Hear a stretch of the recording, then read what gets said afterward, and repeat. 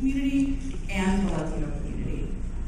As a teenager, my father looked at me strange when I began walking around memorizing the famous I Have a Dream speech, hanging on Dr. King's words and hanging his pictures on my walls. I don't think he ever would have predicted that I would come to embrace the ideals he once saw cause so many deaths in his duties as a Secret Service agent. And I would hang on every word of the stories of writing with Dr. King.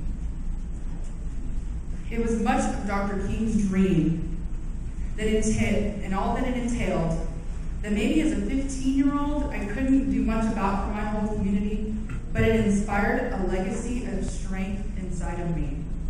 A model of reference for things I would experience and witness later in my life, and later as a mom of 2 children with developmental disabilities. Back then, I decided I would answer to myself, if no other person, from actions towards others, my actions, and always remember to reflect on the plight and the struggle of each individual around me. A small triumph of mere self-identity would become the kindling of another great dream of movement in my days to come. I have a dream that one day this nation will rise up and live out the true meaning of its creed. We hold these truths to be self-evident, that all men are created equal. Reverend Martin Luther King, Washington, D.C., 1963. As an adult,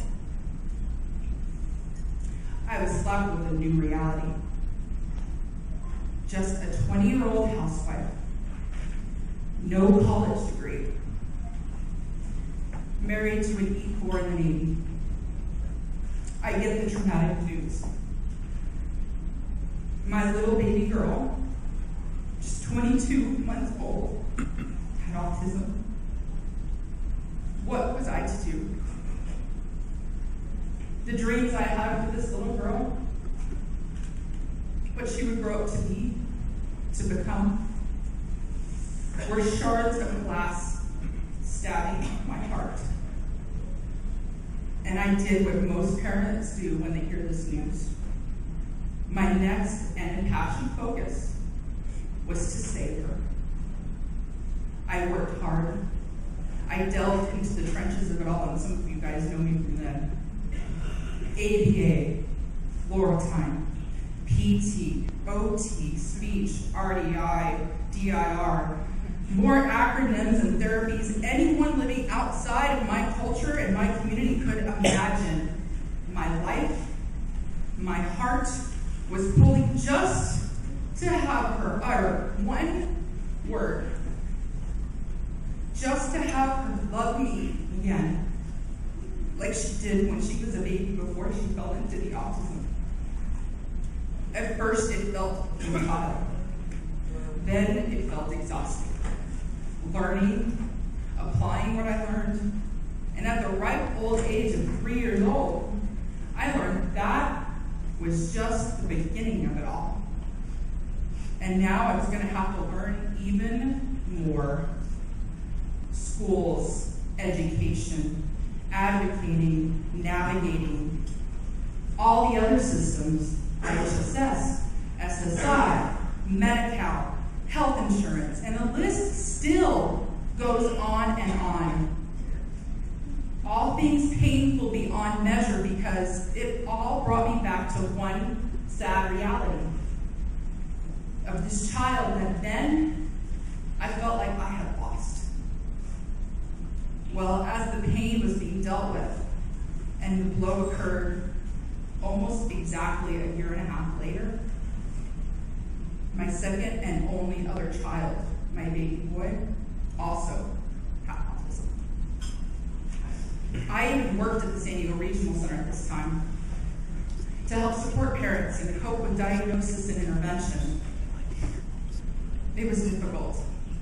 And even my friends and coworkers, service coordinators who worked with this community, who worked with eligibility, they knew my baby boy, and they were more in denial than I was, because they saw him laughing and cooing at them just months before.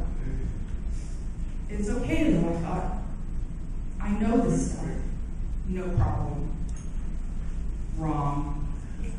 Big problem. His autism was and has never been, ever been like hers. His response to therapy, different. His understanding and development, completely different. And his response to sensory stimulations, constantly different.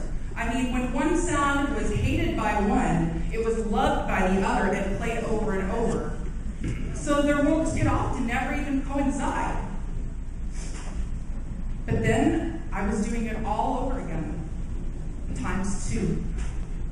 I realized I had to do more for their world. It was then that I realized it was not just them, but the world around them that was going to have to adjust. As the numbers increased and the services became more limited, something had to be done, and it's getting worse. I needed to be part of the challenge that their lives and their world would require. And with this all, I strove hard to remain healthy in my expectation for them as I continually prepared and adjusted for what their lives would be like as adults, as every parent should. It was through the fight for their equality, in the pursuit of their happiness, that I began to feel my strongest pull to service. After my struggles to identify myself, I now discovered that the most difficult challenge was to help facilitate my children and individuals like them to find their identities in a society that has not made much effort to become aware of the type of ignorance and prejudice they still encounter today. I have, through the eyes of these individuals, witnessed a new, separate but equal society. I have witnessed a community that does not have the signs that do not allow them to enter a restaurant or go into a public bathroom, but instead a society that has other signs of facial expressions, distasteful